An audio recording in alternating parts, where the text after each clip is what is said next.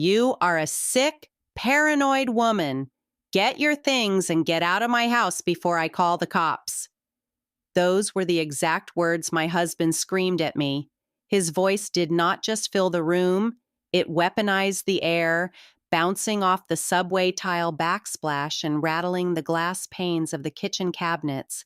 The veins in his neck were bulging, pushing tight against his flush skin under the harsh, humming fluorescent lights of our kitchen.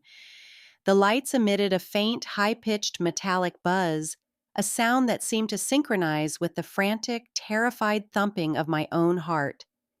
The air in the room felt thick, entirely depleted of oxygen, tasting faintly of the stale, dark roast coffee he had brewed that morning and the sharp, metallic tang of raw adrenaline. I was 33 years old. I was standing there in bare feet, the cold, smooth ceramic floor tiles sending a biting chill straight up through my arches and into my calves. I was wearing a faded, oversized gray college sweatshirt, the cuffs frayed from years of nervous picking. My hands were shaking so violently, so uncontrollably, that I could barely hold the single sheet of standard 20-pound printer paper. The paper rattled in my grip like a dry leaf in a winter storm. I could feel the microscopic texture of the page beneath my thumb, the sharp edges pressing into my skin. "Did you hear me, Thalia?" he bellowed, taking a heavy step toward me. The rubber sole of his expensive leather shoe squeaked aggressively against the tile.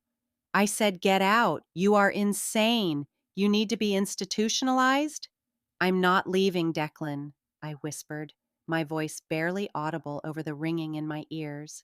"You are a delusional bitch," he roared, slamming his open palm against the granite countertop. The impact sounded like a gunshot. The heavy ceramic fruit bowl rattled. "You fabricated this. You hacked into something. You printed out some fake bullshit just to ruin my life because you are a pathetic, miserable anchor dragging me down." "It's a standard DNA match, Declan," I managed to say, my throat constricting so tightly it felt like I was swallowing glass. "I didn't fabricate the Federal Registry." "Get out," he screamed, his face inches from mine, his breath hot and smelling of mint and panic. "Get out of my house." It was just supposed to be a standard health screening, a basic, routine DNA swab my doctor had ordered to check for a genetic hypertrophic cardiomyopathy, a terrifying, silent heart condition that ran heavily and fatally in my mother's family. I remembered the day the plastic kit arrived in the mail. I remembered sitting at the kitchen island, tearing open the sterile paper packaging. I remembered the dry, abrasive scrape of the long cotton swab against the soft, wet inside of my cheek. I had placed the swab into the small plastic vial, snapped the red cap shut, sealed it in the prepaid bubble mailer, and dropped it into the blue USPS box on the corner of our street. I mailed it in. I waited for medical news. I waited to find out if I was going to drop dead before my son went to kindergarten. Instead, 4 weeks later, the online medical portal had flagged a close relative match right here in Milwaukee. A half-sibling to my 4-year-old son, Leo. A child born to my husband's work wife. A child he had been hiding for a year. 14 hours after he told me to get out of my own home. 14 hours after he threatened to call the police and have me dragged out in my pajamas, he was the one crying on the freezing, ice-slicked concrete sidewalk in front of our house. The November wind was howling off Lake Michigan, biting and cruel, whipping his expensive wool coat around his knees. His bags, 3 heavy black leather duffels, were packed and sitting in the slush. His life, his meticulously curated, arrogant, fraudulent life, was over. "Thalia, please," he sobbed, his voice cracking, the charismatic bravado entirely dissolved into pathetic, wet desperation. "Please, baby, just open the door. We can fix this. I love you. I only love you." I stood in the warm, quiet foyer, looking at him through the thick, bevel-cut glass of our front door. I watched the snow melt into his meticulously styled hair. I watched his breath puff into white clouds of desperation. But to understand why I didn't shed a single tear when I finally ruined him, to understand why my pulse never even elevated as I watched him freeze, you need to know how quietly I can wait. My name is Thalia Rostova. I'm a mother to a little boy named Leo, a baker of aggressively mediocre, frustratingly dense sourdough bread, and someone who spent her entire life learning how to blend seamlessly, perfectly into the wallpaper. I grew up in a house that felt like a permanent low-grade earthquake. It was an old, drafty Victorian in the suburbs, with creaking floorboards and doors that never quite shut right. I had 3 older brothers, Mark, David, and John, who took up all the oxygen in every single room they entered. They were a hurricane of muddy soccer cleats, slammed doors, shattered drywall, and constant booming arguments over sports, television, and food. The house constantly smelled of teenage sweat, cheap deodorant, and spilled milk. My father was a man who communicated strictly in shouts. He didn't know how to speak at a normal decibel level.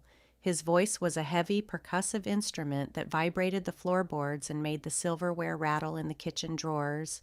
His footsteps were heavy, deliberate stomps that announced his foul moods before he even rounded the corner.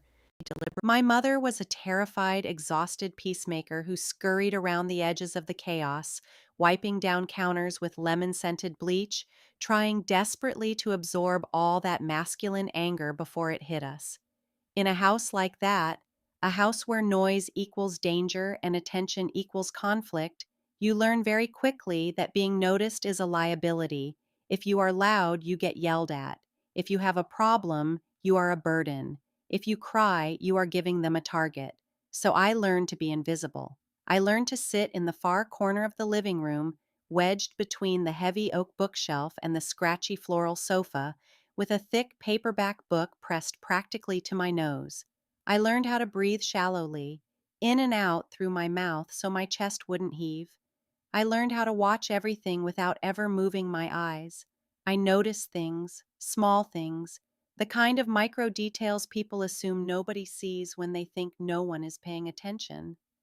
I noticed when my eldest brother, Mark, stole a crumpled $20 bill from the faded Maxwell House coffee can in the kitchen pantry, his eyes darting toward the hallway before he shoved it into his denim pocket. I noticed when my dad's car smelled heavily of a cheap, synthetic cherry perfume that my mother definitely did not wear. I never said a word. I never tattled. I never confronted them. I just collected the data. I filed it away in the massive, silent filing cabinet of my mind. My grandmother Irina was the only person in the world who understood me. She was a tiny, fierce, bird-like woman who had emigrated from a small, brutalized village outside Kiev. She had survived things in her youth that she absolutely refused to talk about, things that left her with a permanent cold steel in her spine. She used to sit with me on her back porch during the suffocatingly humid Wisconsin summers. The porch smelled of wet wood, peeling gray paint, and the sharp, earthy scent of the garden. We would sit there for hours, snapping fresh green beans into a dented metal bowl. The sound was a rhythmic, wet snap, snap, snap.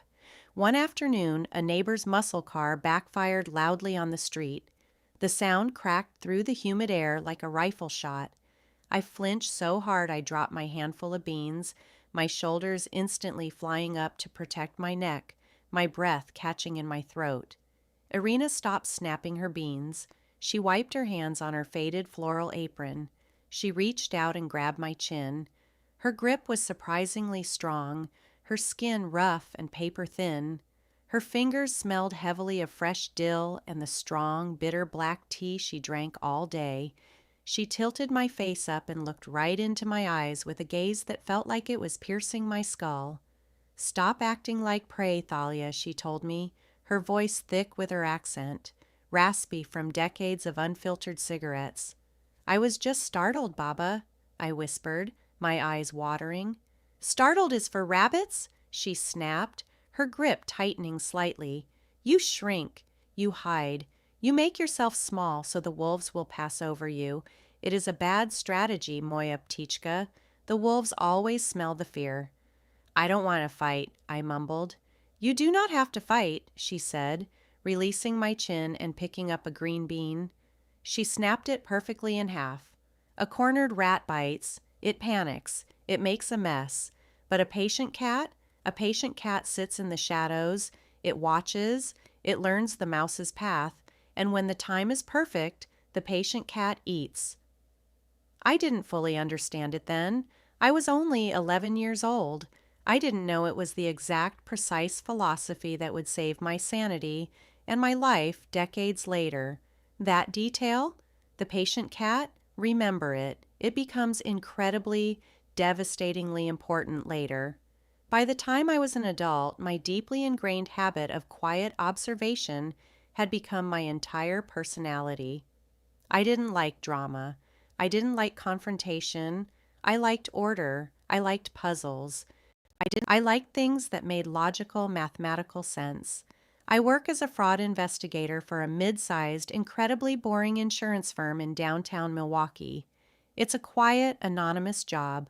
I sit in a gray, fabric-lined cubicle on the 14th floor. I drink terrible, acidic office coffee from a styrofoam cup.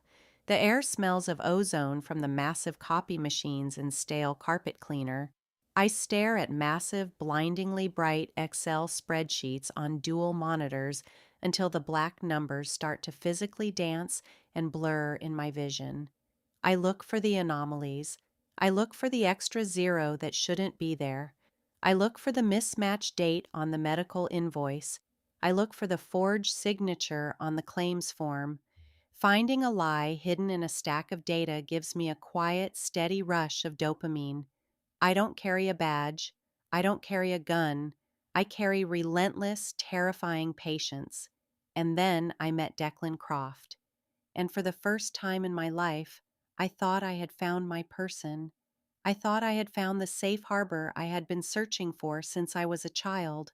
I was wrong. I was so painfully, catastrophically wrong. I met Declan on a freezing Tuesday in late November. The sky over Milwaukee was a bruised, heavy gray, threatening snow. I was sitting at a small, wobbly corner table in a crowded, overly warm coffee shop near the historic Third Ward. The air was thick with the smell of roasted espresso beans, wet wool coats, and vanilla syrup. The espresso machine behind the counter was roaring and hissing like an angry dragon. I was trying to read a battered paperback thriller, sinking into my own quiet world, when he bumped the table. He didn't just bump it, he slammed his hip into the edge, sending his massive 20-ounce caramel latte flying. Half the scalding, sticky liquid splashed directly down the back of my winter coat and onto the collar of my sweater. The heat was instantaneous and shocking. I gasped, dropping my book, the sticky sweetness of the caramel syrup clinging to my skin. He didn't just apologize.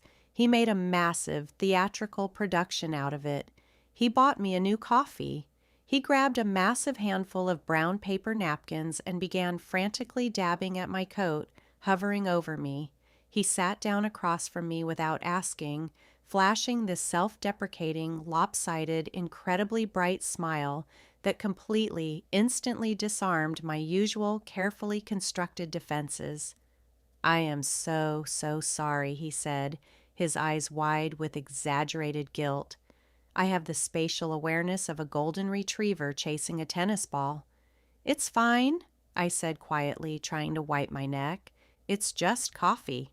"It is not fine," he insisted, leaning forward, invading my space in a way that felt thrilling rather than threatening.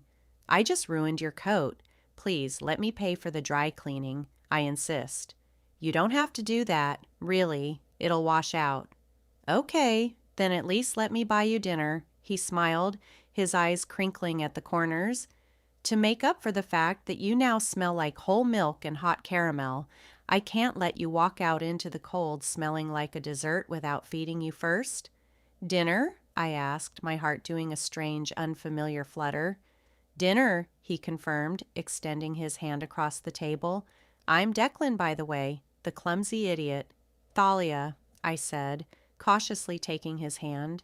His grip was warm, firm, and incredibly confident.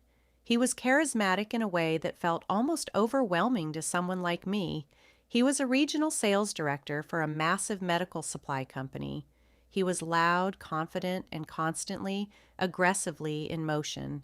He was the center of gravity in any room he walked into. People naturally gravitated toward him. Waiters wanted to please him. Bartenders remembered his drink. Looking back with the clarity of hindsight, the warning was right there, flashing in bright neon letters. I was drawn to the exact same chaotic, loud, masculine energy I had spent my entire childhood hiding from. I chose to see it as quirky. I chose to see his loudness as a shield that would protect me. I chose to see him as my protector. The first 2 years were beautiful. We were so happy. God, we were so incredibly happy. I remember one specific night in January of our second year together. It was 14 degrees below zero outside, the kind of deep, biting, brutal Wisconsin cold that makes your lungs physically ache when you inhale, the kind of cold that turns the moisture in your nose to ice. We had ordered takeout from a tiny Thai place on Farwell Avenue. The power went out in our massive apartment building halfway through dinner, plunging us into absolute pitch-black darkness. The silence of the dying radiator was deafening. Declan didn't panic. He didn't complain. He laughed in the dark, his voice rich and warm.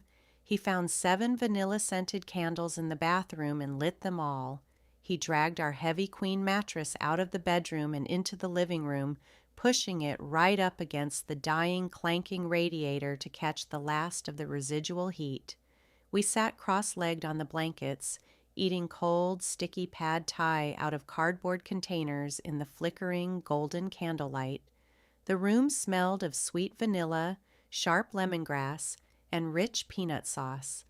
We laughed until my ribs physically hurt, until tears streamed down my face. "You're amazing, you know that?" he whispered later that night, the candles burning low, casting long, dancing shadows on the ceiling. He reached out, his fingers gently brushing a stray strand of hair out of my face. His touch was so tender it made my chest ache. "I'm just eating cold noodles," I smiled. "No," he said, his voice dropping an octave, turning serious. "You make me slow down, Thalia. My whole life is a sprint. But you're the most grounding force in my life. You make me better. You make me want to be a good man." I believed him. I believed every single syllable. I had absolutely no idea what he was doing behind my back every single one of those days. The early warning signs didn't look like warning signs. They didn't look like red flags. They looked like small, reasonable, easily explainable adjustments to our daily lives. First, it was his phone. We were having dinner at a high-end, ridiculously expensive steakhouse downtown for our 3rd anniversary. The restaurant was dimly lit, smelling of charred meat, rich red wine, and expensive cologne. The clinking of heavy silver against china echoed softly around us. I noticed that his phone was sitting on the white linen tablecloth face down. Whenever a notification vibrated, producing a low, angry buzz against the wood beneath the cloth, he didn't flip it over to read it. He didn't pick it up.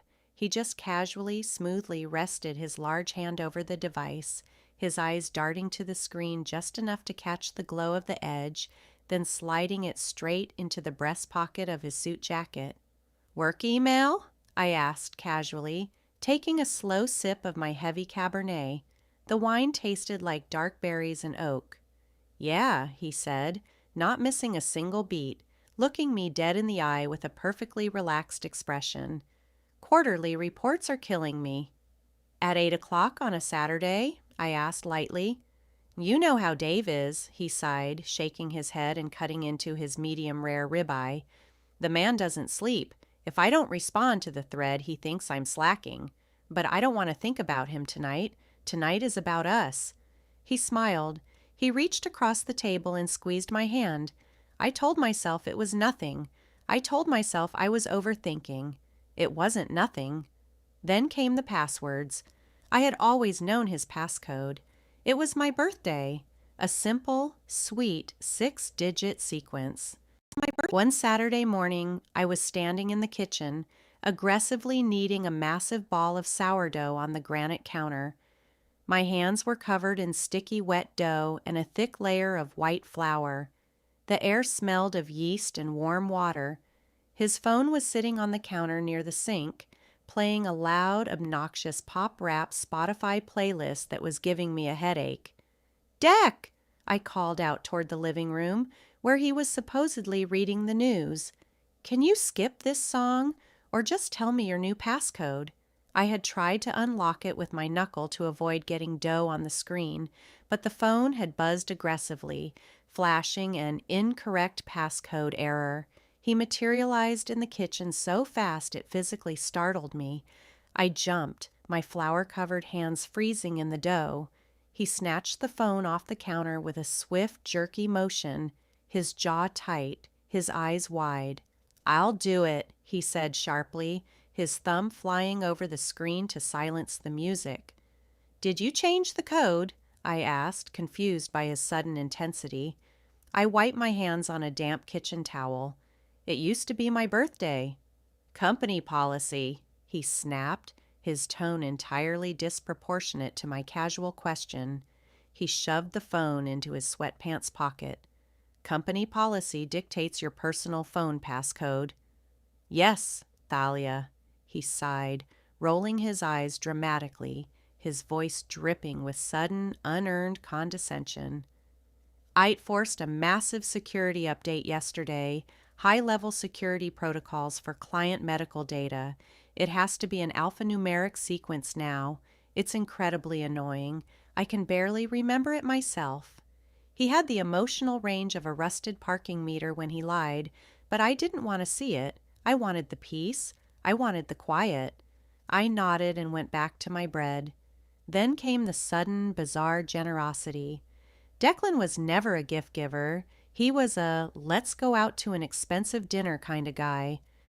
But suddenly, he was coming home on random Tuesday evenings with beautifully wrapped presents, a silk scarf from a boutique downtown, an emerald green thing that was far too flashy for my muted wardrobe, an incredibly expensive bottle of designer perfume in a heavy glass bottle that I would never wear because synthetic fragrances gave me migraines.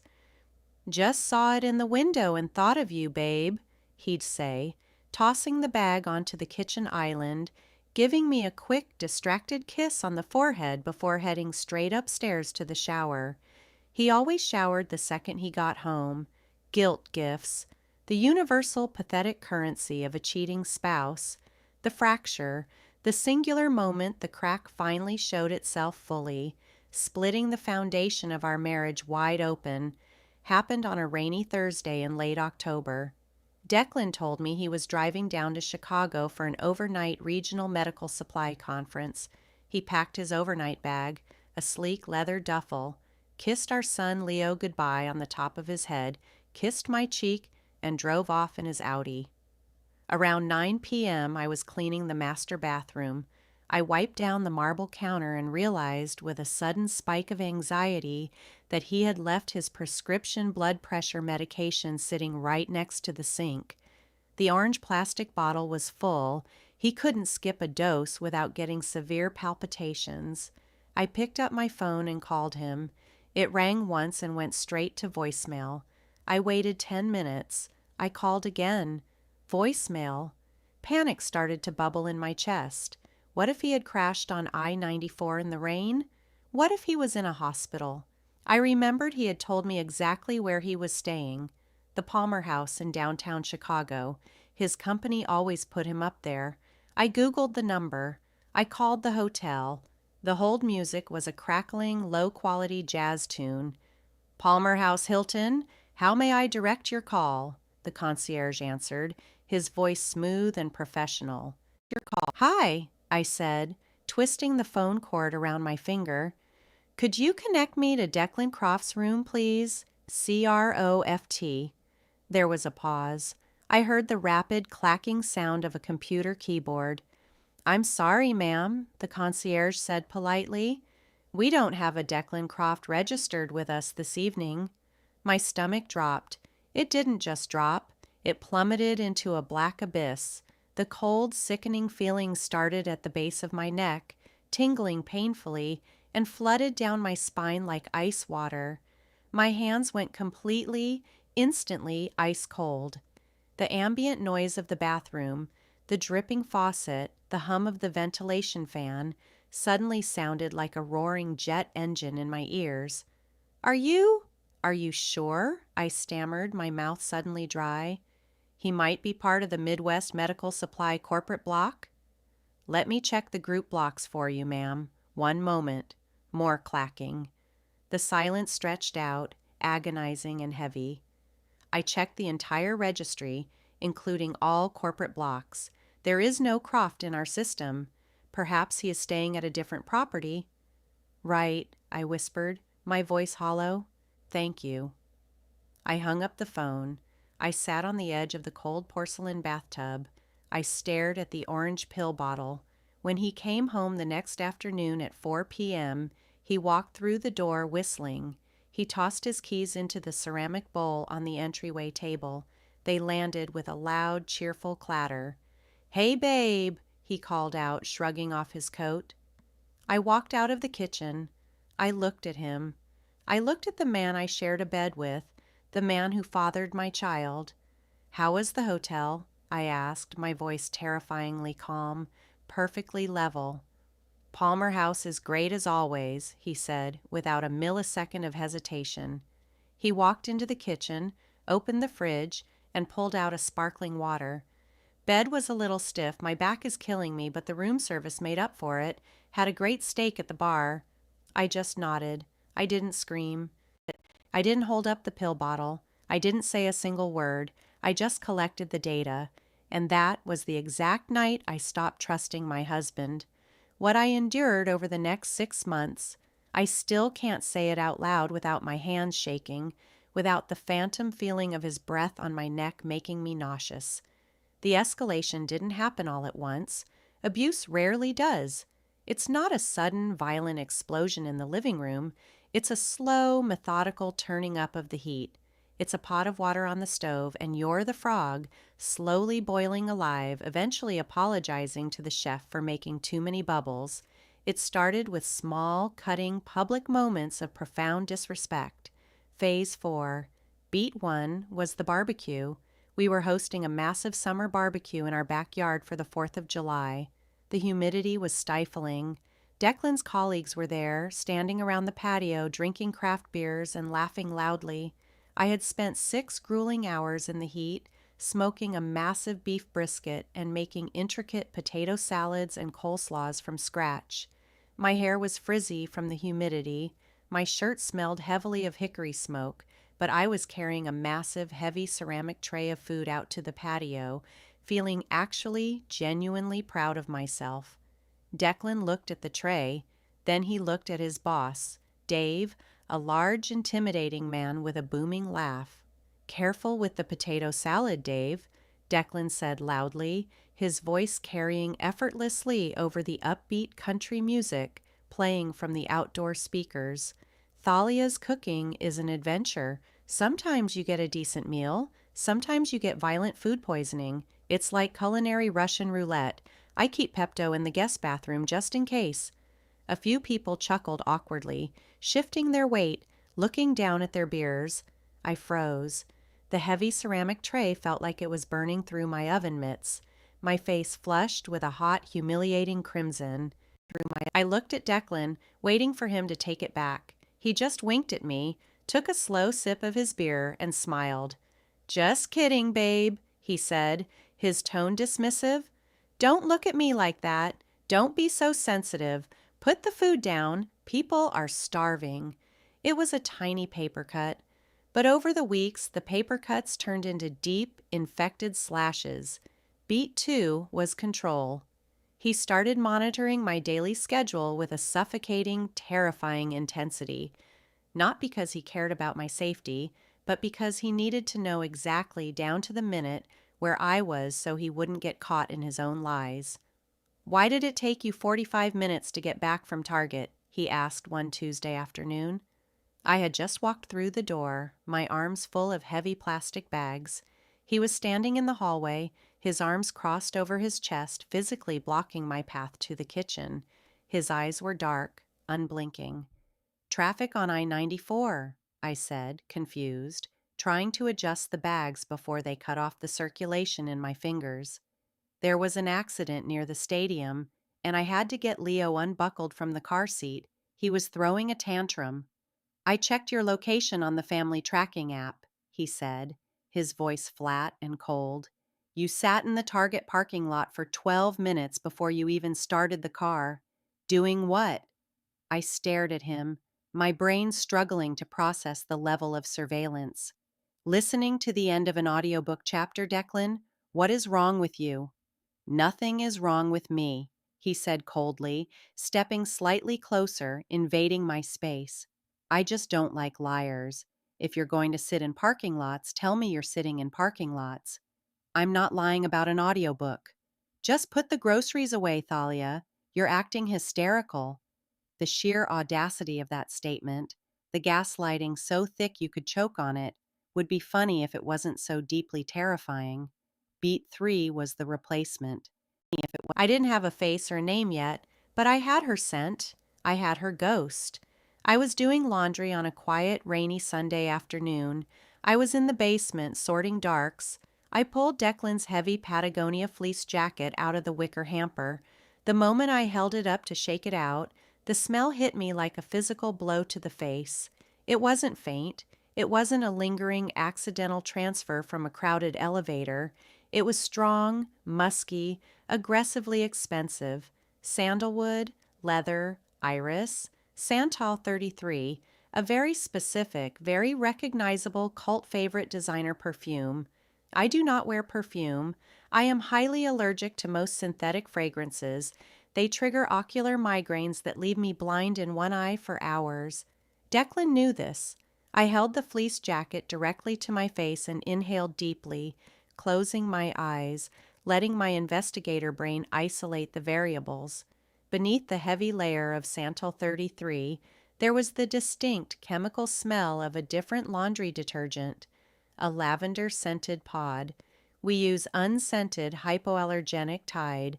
His jacket had been washed, somewhere else, by someone else. I confronted him that night.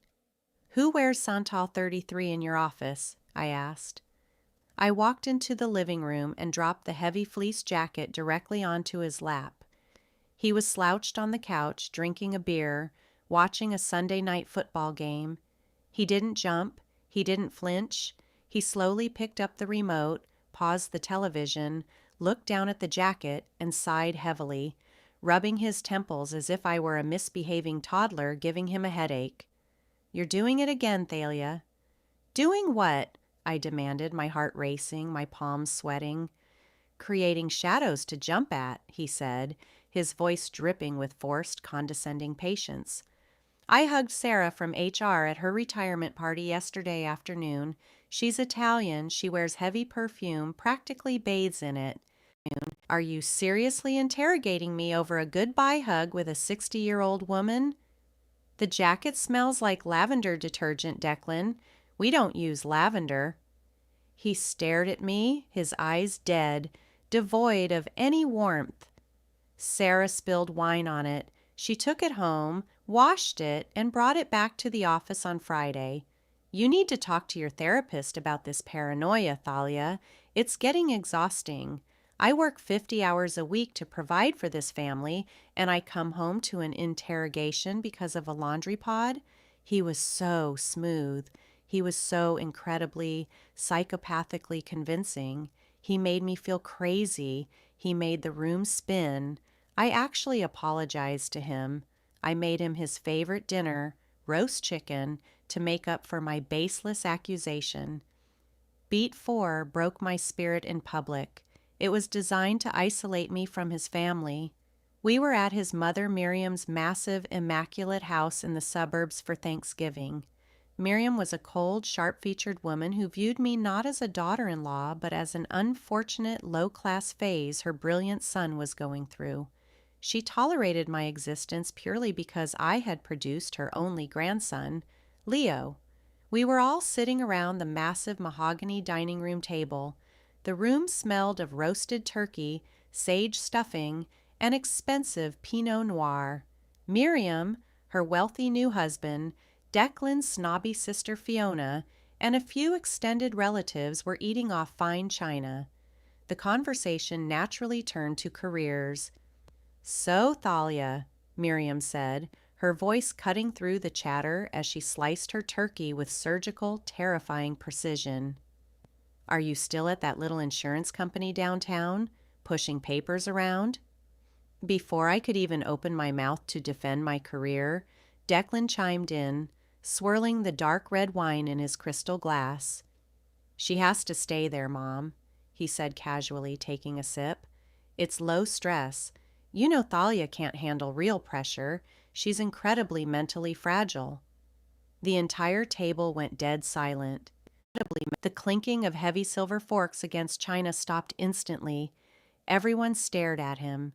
Then they stared at me, mentally fragile. I had suffered exactly one panic attack in my entire life. I was 20 years old, standing in a hospital hallway, right after the doctor told me my father had died of a massive heart attack. I had hyperventilated. Declan had been dating me for 2 months at the time. He had weaponized my deepest, most agonizing vulnerability, my grief over my dead father, and served it up as a casual dinner party anecdote to his judgmental, sneering family. "If she had a real corporate job, with real stakes," Declan continued, smiling warmly at his sister, "she'd probably have another massive panic attack like she did in college. We have to keep her in the shallow end of the pool for her own good. Right, babe?" I looked at him. He was smiling. His eyes were dancing with cruel amusement. "Excuse me," I whispered. I stood up so fast that my heavy wooden dining chair scraped violently, loudly against the hardwood floor. The sound made Miriam wince. I practically ran to the guest bathroom. I locked the heavy wooden door behind me. I sank to my knees on the cold, immaculate tile floor, gripped the edges of the porcelain toilet bowl, and dry heaved until my throat bled. I couldn't breathe. The walls were closing in. He had trapped me in a cage of my own supposed insanity. Beat 5 was the spatial violation, the erasure of my physical existence in the home. I had a small, quiet corner of the spare bedroom set up as my home office. It was my sanctuary. It had a small oak desk, my massive, thriving pothos plants, my collection of vintage paperbacks, my specific felt-tip pens. It was the only space in the entire 3-bedroom house that was entirely, exclusively mine. I came home from picking Leo up at daycare one rainy Tuesday evening. The house was quiet. I walked upstairs carrying Leo on my hip. The spare bedroom door was wide open. My oak desk was gone. My plants were sitting on the floor in the carpeted hallway, one of the terracotta pots cracked, dirt spilling onto the rug. I put Leo down. I walked into the room, my heart hammering against my ribs. Declan was standing in the center of the room, using a box cutter to aggressively unbox a massive, hideous black leather weight bench and a set of iron dumbbells. What happened to my office?" I asked, my voice trembling, my hands gripping the doorframe. "Oh, hey," he said, not even bothering to look up from the cardboard box. "I moved your stuff down to the unfinished basement, next to the water heater. I need a home gym. I'm getting out of shape, my back hurts, and this room gets the best natural light in the morning." "You put my computer in the damp basement?" I asked, my voice rising in pitch. "Where the cat litter is?" "It's just a laptop, Thalia," he sighed, dropping the box cutter and turning to face me with a look of utter, profound annoyance. "You can work at the kitchen island. Don't be dramatic. It's my house, too. I pay the mortgage." "My books are down there," My plants. I'll buy you new plants, he snapped. Stop whining, you're giving me a headache. He didn't ask. He didn't discuss it. He just erased my physical footprint from the living space like I was a pest he was exterminating. Beat 6 came from the enablers, the flying monkeys. The very next day, while Declan was at work, his mother Miriam dropped by unannounced. She used her spare key to let herself in, the front door opening with a loud click. I was sitting on a hard wooden stool at the kitchen island, hunched over my laptop, trying to review a complex fraud spreadsheet while Leo watched a loud, colorful cartoon in the living room. My back was aching. Miriam walked in, wearing a crisp white trench coat. She ran her index finger along the edge of the granite countertop, inspecting it for dust before pouring herself a glass of filtered water from the fridge. Declan tells me you threw a massive fit about the gym equipment yesterday, she said, leaning elegantly against the counter, taking a slow sip of water. He moved my entire workspace into the basement without asking me, Miriam, I said, trying to keep my voice steady, not wanting to fight in front of Leo. She laughed. It was a dry, hollow, rattling sound. It sounded like dry leaves on pavement. You should be grateful, Thalia, she said, her blue eyes cold and intensely calculating. She looked me up and down, taking in my faded sweatpants and messy bun. Declan works very, very hard to provide this beautiful life for you. Most men with his looks, his charisma, and his income wouldn't put up with a wife who sits around the house complaining all day. You're punching far above your weight class, darling. Don't push him away, because if you do, there is a line of women out the door waiting to take your place. She knew. I looked at her cold, smug face, and the realization hit me with the force of a freight train. A mother knows her son. She knew he was stepping out. She knew he was cheating, and she was preemptively blaming me for his infidelity. Beat 7 was the institutional threat, the moment the emotional abuse crossed the line into actual terrifying danger. We got into a hushed, vicious argument in the kitchen after Leo had gone to sleep. I had been balancing the checkbook and noticed a strange, unexplained cash withdrawal of $800 from our joint checking account. It was pulled from an ATM across the city. What was this for? I asked, holding up the printed bank statement, my finger pointing to the highlighted line. $800 in cash, Declan? His eyes darkened instantly. The charming, handsome mask slipped completely, falling away to reveal the cold, terrifying monster underneath. He didn't yell. That was the scary part. He went completely silent. He took a slow, deliberate step toward me, using his massive height to tower over my small frame. I instinctively took a step back. He took another step. He backed me up until my spine hit the cold steel of the refrigerator door. I was trapped. He leaned in, placing one hand on the fridge next to my head, trapping me. Listen to me very, very carefully, he whispered, his voice a low, dangerous rasp. His breath was hot on my face, smelling of dark coffee and rage. Do not ever question my finances again. I make the money in this house. You make pennies. If you ever try to cause problems for me, if you ever try to embarrass me, I will divorce you, and I will take Leo. You can't do that, I stammered, my chest tightening so painfully I thought my ribs might crack. Tears welled in my eyes. I'm his mother. I'm a good mother. Oh, I can, he smiled, a cold, dead, reptilian smile. You take prescription anxiety medication, Thalia. You have a documented medical history of severe panic attacks. You have no real income.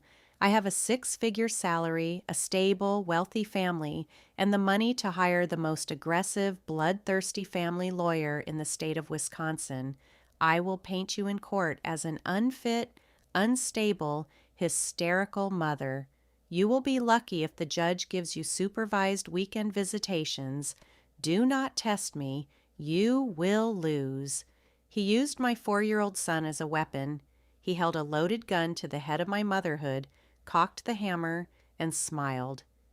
Beat 8, the new beat, the psychological torture, happened a week later. my oldest friend from college, Jessica, was in town.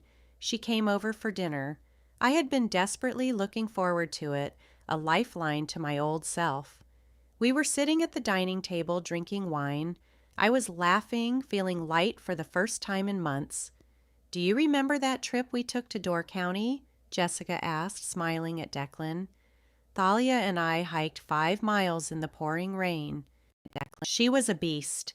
Declan chuckled warmly, pouring Jessica more wine.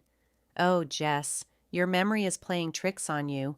Thalia didn't hike. She had a massive anxiety attack the first night. She stayed in the hotel room the entire weekend crying while you went hiking alone. Don't you remember?" I froze, my wine glass halfway to my mouth. "What?" "No, Declan. I hiked. I have photos of us at the lighthouse." Declan looked at Jessica, giving her a sympathetic, slightly pitying look. He reached over and patted my hand. "Babe, your memory gets so foggy when you're stressed. You know your doctor said the anxiety meds can cause memory fragmentation. It's okay.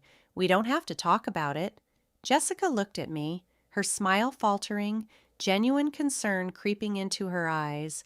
"Thalia, are you okay? Are the meds messing with you?" I looked back and forth between them. I felt like the floor was tilting. I knew I had hiked that trail. I remembered the mud on my boots. I remembered the smell of the pine trees. But Declan was so smooth, so convincing, so clinically concerned that for 3 terrifying seconds, I actually doubted my own brain. He was rewriting my reality in real time, isolating me from my only friend. Beat 9 was the physical abandonment, the cruelest moment, the one that still wakes me up in a cold sweat at 3 a.m. It was mid-February. A massive, historic ice storm had moved off the lake, coating the entire city of Milwaukee in 3 inches of solid, treacherous, unbreakable glass. The trees were snapping under the weight of the ice. I was walking down our front concrete steps to get the mail from the box. I was wearing heavy snow boots, but it didn't matter. My heel hit a patch of black ice on the bottom step. My feet flew entirely out from under me. I fell hard. I twisted my ankle violently, and to catch myself, I slammed my right wrist directly against the sharp edge of the concrete step with the full weight of my falling body. I heard a distinct, sickening pop. The pain was absolute, blinding, and instantaneous. It was a jagged spike of white-hot fire shooting straight up my forearm and into my shoulder. I gasped, the air completely knocked out of my lungs. I lay on the freezing ice for 2 full minutes, staring up at the gray sky, hyperventilating, fighting back a wave of intense dark nausea. Slowly, agonizingly, I managed to crawl on my knees back up the stairs, push the front door open with my good hand, and stumble into the entryway. Declan was standing by the mirror, adjusting his expensive silk tie, putting on his cashmere overcoat. "Deck!"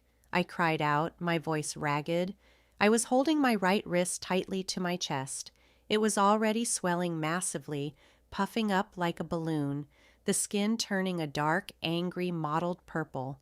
"Deck, I fell. I think my wrist is broken. I slipped on the ice. I need you to drive me to the ER right now." He stopped adjusting his tie. He looked down at my wrist. He didn't step toward me. He didn't ask if I was okay. He slowly lifted his left arm and looked at his heavy silver Rolex watch. "I can't right now," he said flatly, his tone completely devoid of emotion. "What?" I sobbed, tears of pain hot on my freezing cheeks. "What do you mean you can't?"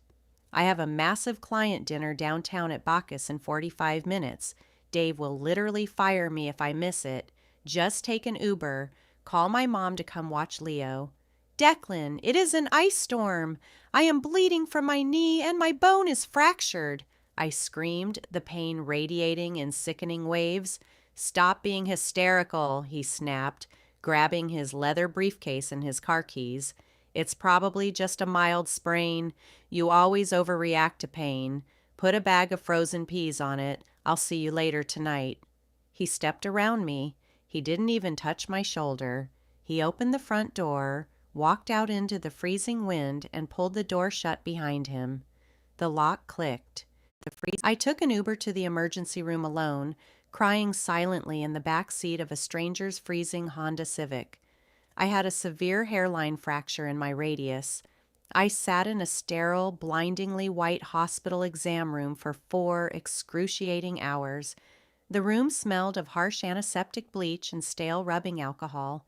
The fluorescent lights buzzed. The wall clock ticked loudly, mocking me. I sat there holding a flimsy styrofoam cup of tepid water with my good hand, a heavy fiberglass cast on my right arm. While I was sitting there staring at the blank wall, a young, exhausted nurse walked in to update my medical chart on the computer.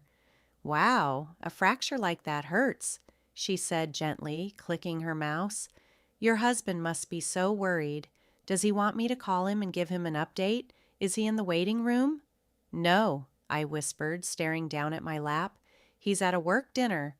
The nurse stopped typing. She turned her head slowly and looked at me. "Oh," she said, her professional smile completely faltering, replaced by a look of deep, crushing pity. "Well, I hope they're serving something really good." When I finally got home at 11:30 p.m., the house was dark. Declan wasn't there. He didn't come home until 2 a.m. I heard him stumble up the stairs. He smelled heavily of Santal 33, cheap red wine, and sweat. He fell asleep in his clothes. Beat 10 was the breaking point, the quiet, permanent click in my brain.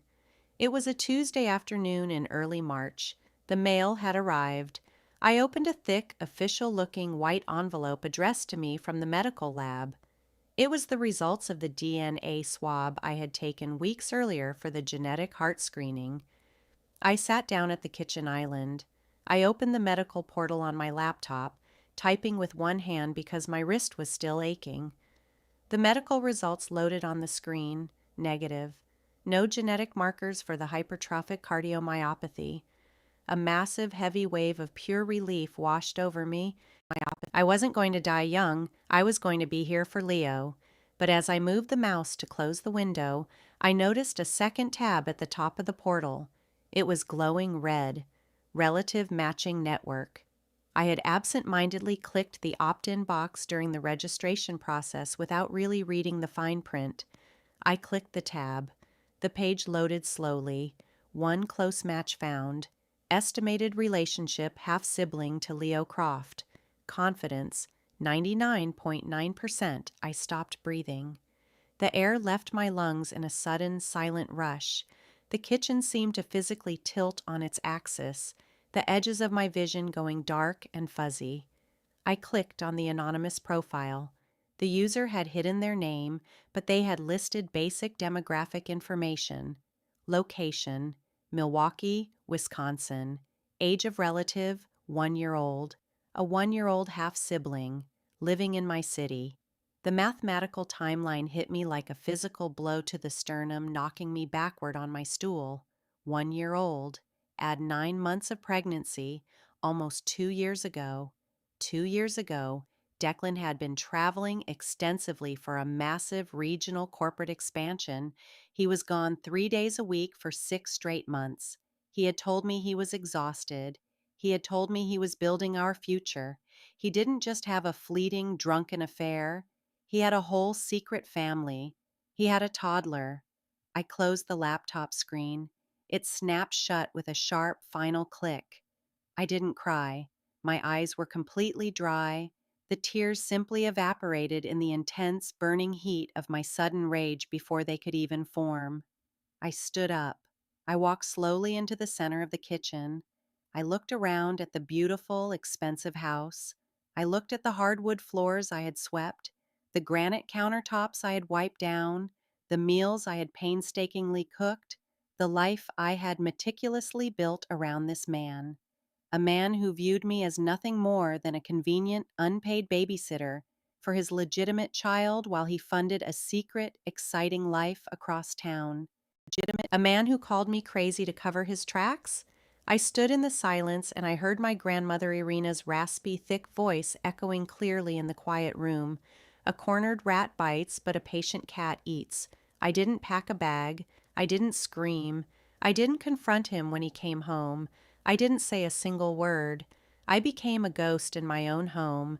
I became the quiet, invisible investigator he had spent years mocking. What nobody, not Declan, not Miriam, not his boss Dave, knew was that I lived with that agonizing, soul-crushing knowledge for 4 long, excruciating months. Phase 5 is where I took my power back, the investigation.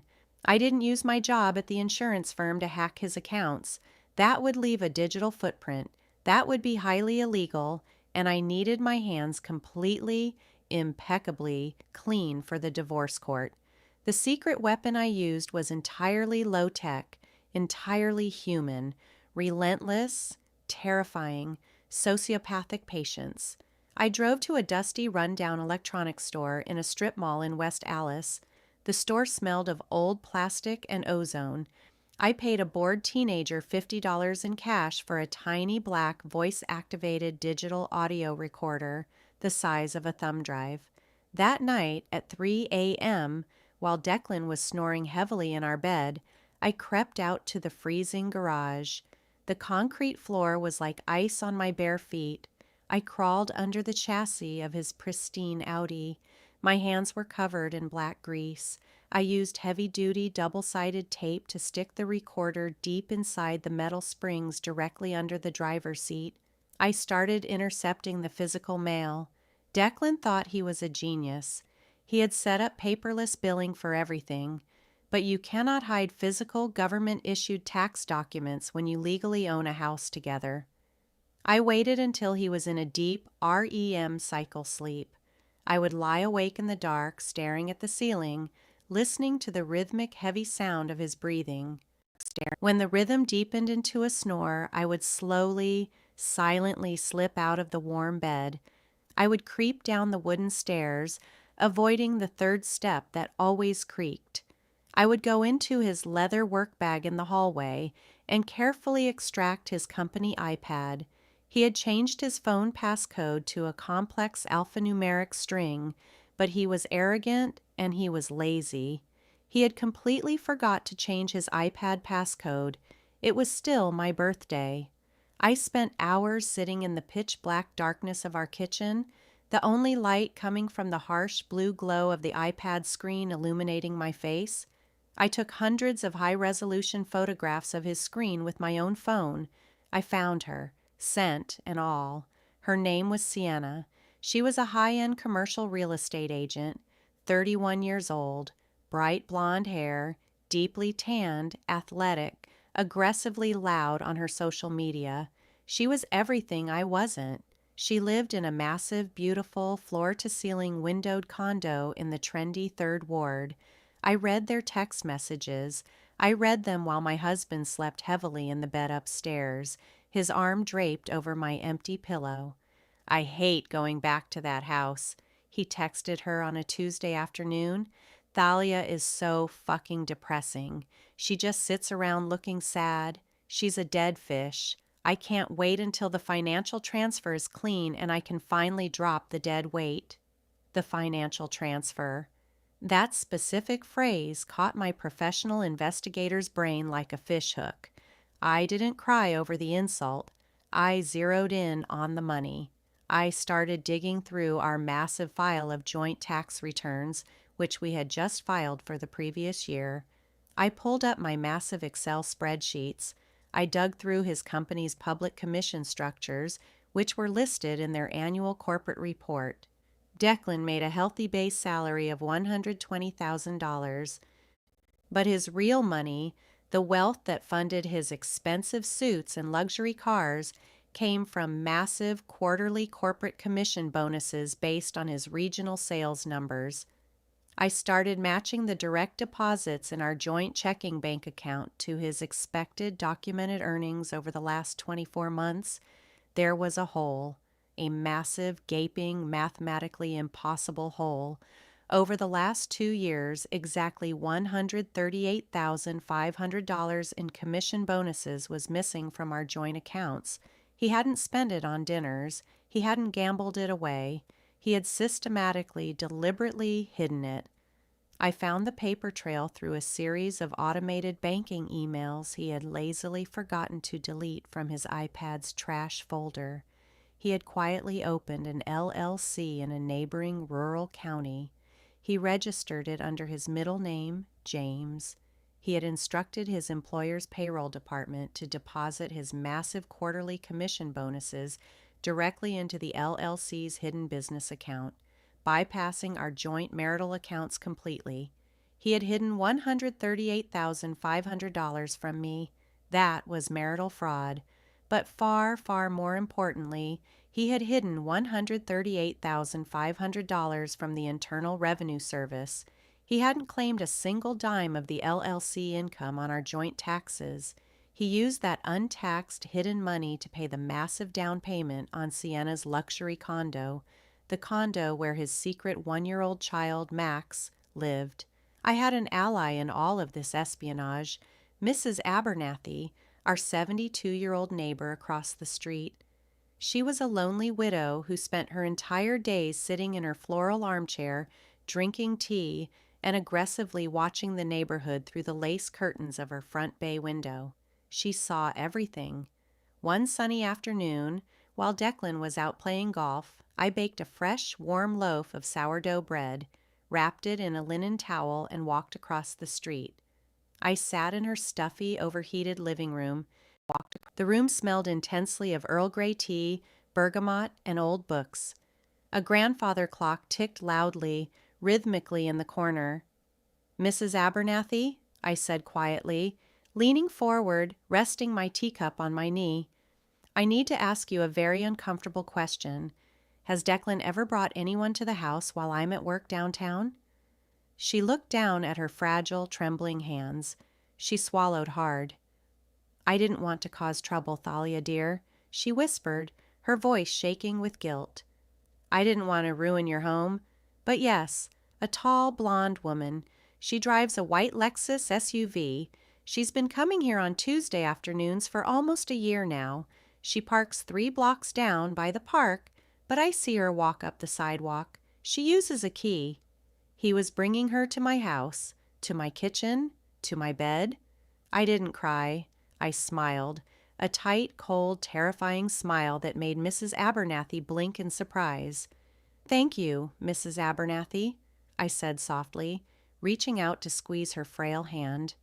"You haven't ruined anything. You've helped me more than you know. Could you do me one massive favor? Next Tuesday, when she comes, could you take a clear picture of her license plate with your iPhone?" She nodded eagerly, her eyes lighting up. She was utterly thrilled to be deputized into an espionage mission. By the end of the 4th month, my trap was fully, perfectly set. I had a digital vault hidden on a secure, encrypted cloud server. I had the crystal-clear audio files of him mocking me to his mistress in his car. I had the high-resolution photographs of the illegal LLC documents. I had the secret bank routing numbers. I had the time-stamped photos of Sienna's Lexus. I had the DNA test proving the child's relation. And most importantly, the crown jewel of my revenge, I had a fully completed IRS Form 3 949-A, the federal form used to report suspected documented tax fraud. I printed everything out. I compiled a massive, heavy 3-ring binder of irrefutable evidence. I mailed the heavy package directly to the IRS Criminal Investigation Division field office in Chicago.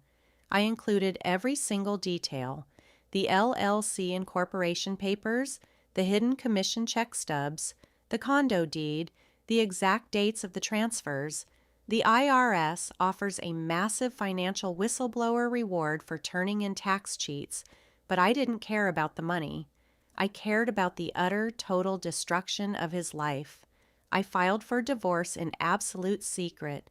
I secured the most terrifying, aggressive, shark-like family lawyer in Milwaukee, a woman named Barbara who wore sharp suits and never smiled. I paid her massive retainer with a loan from my grandmother Irina's remaining estate. "We are going to eviscerate him," Barbara told me across her massive oak desk. reviewing the evidence binder. I don't want his money, I said. I want full custody, and I want him to have nothing. Oh, honey, Barbara smiled, a terrifying glint in her eye. By the time the federal government is done with him, he won't have a pot to piss in. I signed a lease on a beautiful, light-filled 2-bedroom apartment near the lake. It smelled of fresh white paint and clean pine floors. I moved Leo's favorite toys, his clothes, and my essential belongings out of the house incredibly slowly, piece by piece, over the course of 3 weeks. I would hide things in the trunk of my car in the morning and drive them over to the new apartment during my lunch breaks. Declan never noticed a single thing missing. He was too busy being arrogant. He was too busy looking at his own reflection. Which brings us to the reversal. Phase 6, the execution, the bite of the patient cat. It was a chilly Saturday night in late October. The wind was whipping off the lake. Declan had rented out a massive, opulent private ballroom at the Pfister Hotel in downtown Milwaukee to celebrate his 35th birthday. He had invited everyone. His wealthy family, his loud college frat friends, Dave, his boss, and all his corporate co-workers. He wore a custom-tailored navy blue Italian suit. His hair was perfectly styled. He looked like $1,000,000. He stood by the bar, laughing loudly, holding a glass of scotch. He felt entirely, completely untouchable. Sienna wasn't there, of course. This was his legitimate life. This was the performance. The ballroom was dripping with overwhelming wealth and suffocating pretense. Massive crystal chandeliers cast a warm, golden glow over the room. Waiters in crisp white tuxedos carried heavy silver trays of miniature Maryland crab cakes and poured glasses of overpriced vintage champagne. The room smelled of expensive truffle oil, roasted meats, and heavy perfumes. Miriam was holding court in the far corner, wearing a massive diamond necklace, glaring at me with open disdain every single time I walked past her table. I wasn't wearing my faded gray sweatpants. I was wearing a stunning, form-fitting, emerald green silk dress that draped perfectly over my frame. The silk was cool and heavy against my skin. I had spent 2 full hours having my hair and makeup professionally done. I wore dark red lipstick. I looked like a weapon. I felt like a loaded gun. At exactly 9 p.m., Declan tapped his crystal champagne glass with a silver spoon. Clink, clink, clink. The loud, buzzing room quieted down immediately, all eyes turning to the golden boy. He stood at the front of the room, beaming under the warm chandeliers, soaking in the adoration. "Thank you all for coming," he said smoothly, his rich baritone voice echoing perfectly off the high, painted ceilings. Turning 35 makes a man reflect on his journey. I look around this beautiful room tonight, and I see absolute success. I see my amazing mother, Miriam, who taught me how to win at all costs. Miriam raised her glass, glowing with pride. I see Dave, who gave me the keys to the kingdom at work, the best mentor a guy could ask for. Dave nodded approvingly. And, of course, I see my wife, Thalia. He gestured to me, standing near the front table. The crowd clapped politely, a soft, murmuring applause. "Thalia keeps the home fires burning," he said, offering a tight, deeply condescending smile to the crowd. "She's quiet, she's a little shy, but she's loyal, and that's what matters in a foundation. Thank you, babe." I didn't smile back. I stepped forward, my high heels clicking sharply against the polished marble floor. I held up my hand, silencing the polite applause. "Actually, Declan," I said. My voice wasn't quiet. It wasn't shy. It was incredibly clear, loud, and perfectly steady, cutting through the warm air like a scalpel. "I have a birthday present for you. I wanted to share it with everyone here tonight, since we're celebrating your honesty." Declan looked confused. A tiny microscopic crack appeared in his perfect smile. He shifted his weight. "Babe, you didn't have to make a speech. Let's just drink." Oh, it's not a speech, I said, pulling my smartphone from my small black silk clutch. Earlier that evening, while the hotel venue staff was busy setting up the catering tables, I had quietly walked over to the AV station and paired my phone's Bluetooth directly to the ballroom's massive central surround sound speaker system. I looked at him. I held his gaze. I pressed play. The audio pumped out of the massive overhead speakers. It wasn't quiet. It was deafening. The bass of his recorded voice vibrated the floorboards. It was crystal clear. It was the recording from beneath the seat of his Audi 3 weeks ago. Declan's voice, loud and annoyed. God, I can't wait to be done with her. Sienna's voice whining. When are you filing the papers, Dec? I'm tired of hiding in this condo, and little Max needs his father around full time. Declan's voice sighing. Soon, baby. Relax. Let me just finalize the LLC taxes. If she finds out about the $138,000 I skimmed from the corporate commission bonuses to buy our condo, she'll try to take half of it in the divorce. She's a complete idiot, but her lawyer might not be. Sienna's voice. Does she really not know about Max? Declan's voice, laughing cruelly. Thalia, are you kidding? She's too mentally fragile to notice what day of the week it is. She just bakes bread and cries. She's a glorified, unpaid babysitter for Leo. I'll dump her by Thanksgiving, I promise. Then it's just you, me, and Max. I pressed pause. The silence in that massive ballroom was not just quiet, it was a terrifying physical weight. It was the kind of heavy, absolute silence that physically rings in your ears. It was the silence of a bomb going off and sucking all the oxygen out of the atmosphere. You could hear the low, mechanical hum of the hotel air conditioning. You could hear a single glass clink softly in the kitchen behind the swinging wooden doors. You could hear people holding their breath. Declan's face underwent a horrifying, instantaneous transformation. The arrogant blood drained from his cheeks so violently fast he looked like a wax corpse. His mouth opened, his jaw going slack, but no sound came out. His hands started shaking so violently that his heavy crystal champagne glass tilted. The expensive champagne spilled over the rim, dripping down his knuckles and splashing onto his custom Italian leather shoes. Dave, his boss, was standing near the bar, staring at Declan. Dave's face was not shocked. It was a mask of pure, unadulterated fury. Skimming $138,000 from company bonuses through a fake, undisclosed LLC to avoid corporate taxes wasn't just marital betrayal. It was massive corporate fraud. It was a fireable, suable offense. Miriam had gripped the edge of her cocktail table so hard her knuckles were bone white. Her face was chalky, staring at her golden boy son in absolute horrified disbelief. Declan took a trembling, clumsy step toward me. Thalia, what the fuck is this? I looked at him. I didn't scream. I didn't cry. I didn't feel a single shred of panic. I felt absolutely nothing but cold, clinical, glorious satisfaction. The rush of finding the anomaly in the spreadsheet multiplied by 1,000,000.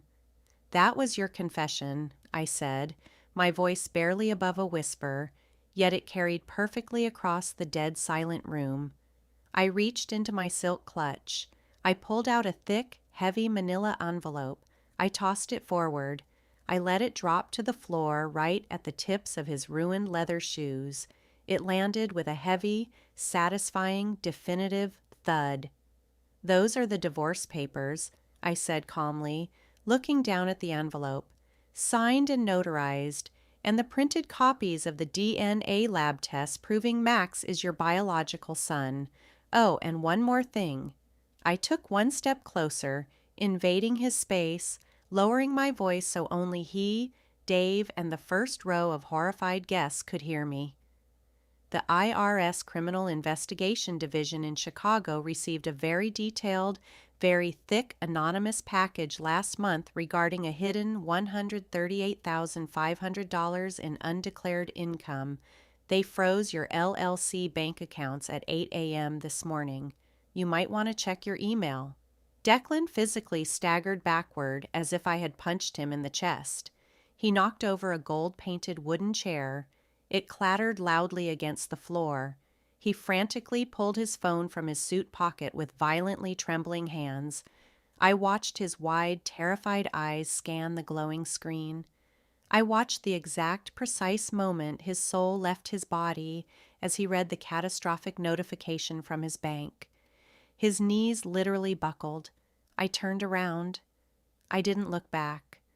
I walked slowly, calmly, toward the heavy wooden double doors of the ballroom. Miriam suddenly stepped into my path, physically blocking the exit. Her face was twisted into an ugly, unrecognizable mask of pure fury. Her face, "You little bitch," she hissed, her voice shaking with rage, spit flying from her lips. "You planned this. You destroyed him. You destroyed my family." I stopped. I didn't shrink. I didn't flinch. I looked this cruel, enabling, terrible woman directly in the eye, standing taller than her. "No, Miriam," I said softly, a calm smile on my face. "I just turned on the lights. He destroyed himself. You should be grateful I didn't call the police." I stepped around her. I pushed open the heavy brass doors. I walked out of the hotel lobby and into the crisp, cool, beautiful October air. I got into my car. I drove to my beautiful, quiet new apartment, where my mother was happily watching Leo sleep in his new room. I poured myself a massive glass of cheap red wine, walked out onto my new balcony, and breathed in the cold, free air off the lake. Phase 7 is the aftermath, the beautiful, catastrophic cascade of consequences. When a man's entire life is built on a foundation of arrogant lies, pulling one single thread unravels the whole tapestry in a matter of days. Within 48 hours of the party, Declan was officially terminated from his job. Dave didn't just fire him. The medical supply company immediately filed a massive civil suit against him for manipulating the commission structure, breach of contract, and funneling corporate funds into an undisclosed LLC. Within 2 weeks, the IRS audit officially, brutally began. When the federal government decides you owe them taxes on $138,500 of hidden fraudulent income, plus massive penalties, plus years of compounding interest, they do not negotiate politely. They seized the luxury condo in the Third Ward. They froze all of his personal assets.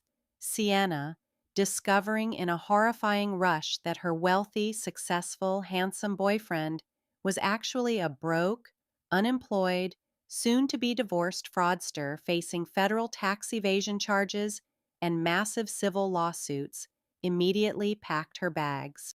She took their son Max, moved back to her parents' cramped house in rural Ohio, and filed for aggressive, immediate child support. Miriam desperately tried to rally the extended family around Declan, trying to paint me as the villain, but the public humiliation at the birthday party was too vast, the audio recording too damning. The extended family quietly distanced themselves. Miriam's own social circle in Milwaukee, a tight-knit group of wealthy, highly judgmental women who thrived on vicious gossip, completely ostracized her. She was eventually forced to sell her massive suburban house and downsize to a small, depressing townhouse in a lesser suburb just to help pay for Declan's exorbitant criminal defense attorney fees. Because of the massive documented financial fraud, the proven infidelity, and the crystal clear recorded audio evidence of his verbal abuse and threats, my lawyer, Barbara, absolutely dismantled him in family court. It was a bloodbath. He didn't take Leo. He didn't even come close.